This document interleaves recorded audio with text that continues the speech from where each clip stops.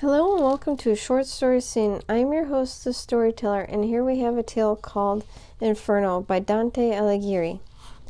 Canto 8. I say, continuing, that long before we to the foot of the high tower that came, our eyes went upward to the summit of it.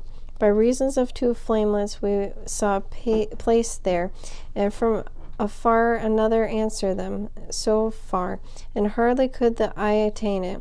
And the sea of all discriminate turned. I said, What saith this, and why respondeth the other fire, and who are they that made it? And he to me, Across the turbid waves, what is expectant thou canst now discern. If freak of the morass, conceal it not, cord never shot an arrow from itself, that sped away athwart in the air so swift, as I beheld a very little boat come over to the water towards us at the moment, under the guidance of a single pilot, who shouted, Now art thou arrived, fell soul. Flagius, Flagius, thou criest out in vain. For this once, said my lord, thou shalt not have us longer than in the passing of the lot. And he was listening to some great deceit, and has done to him, and then resents it. Such become flagellus, and in the gathering wrath.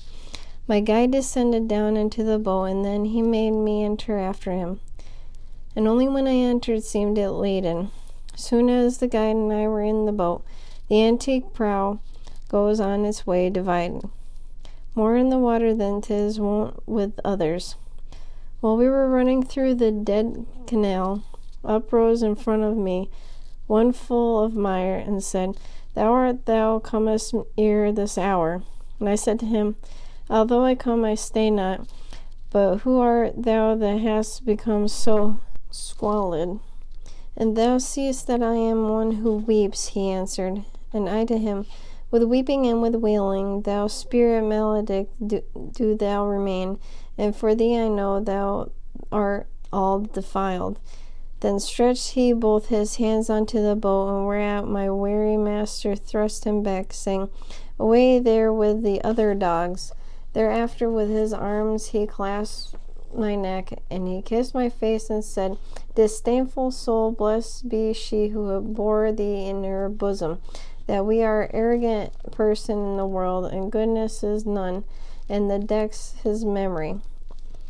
And likely wise he his shade is furious, and many are esteemed great kings up there, who there shall be like unto swine and mire, leaving behind them horrible dispraises. And I, my master, much should I have pleased, if I could see Sisos in this broth. And before we issue forth out of the lake, and he to me, ere unto thee the shore, reveal thy itself, thou shalt be satisfied. Such a desire 'tis meet thou shouldest enjoy. A little after that I saw such havoc made him by the people of the mire, and still I praise that to thank my God for it. They all were shouting at Filippo Argenti, and after exasperation spirit of Florentine, and turned her upon himself with his own teeth. If he left him there, and more that him I am not tell not, and on Mire's ears in smut and lamentation. Whenceforward I intend unbar mine eyes. And the good master said, Even now, my son, the city dwelleth near, whose name is Dis, and grave citizens with the great throng. And I, the mosques already mastered, clearly within there in the valley I discern vermilion, and issuing from the fire there were. And he to me, the fire eternal that kindles them within, that makes them look red. And thou beholdest in the neither hell, and that he arrived within the moats profound, and circumvent in the disconsolate city, and walls appeared to me to be of iron.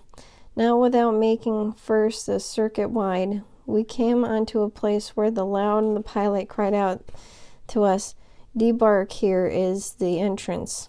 More than 1,000 at the gates I saw, out of the heavens rain down, who angrily were saying, Who is this thou without death goes through the kingdom of the people of the dead?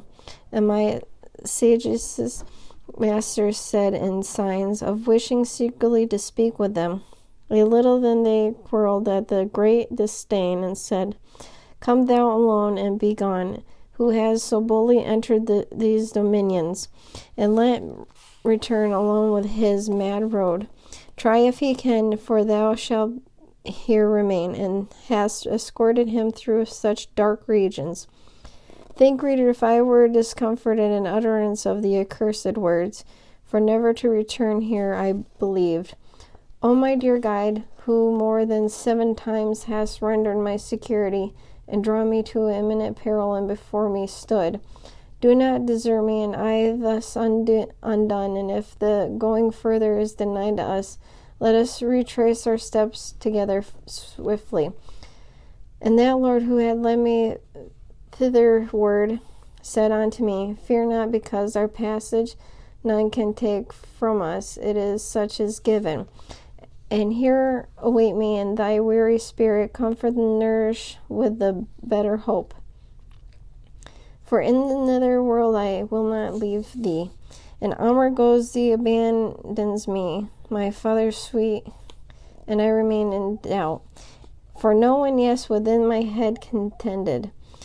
I could not hear what he proposed to them, but with it there he did not linger long, ere each within the rivalry ran back. They closed the portals, those of adventurers, on my lord's breast, and who had remained without, and turned to me with footsteps far between.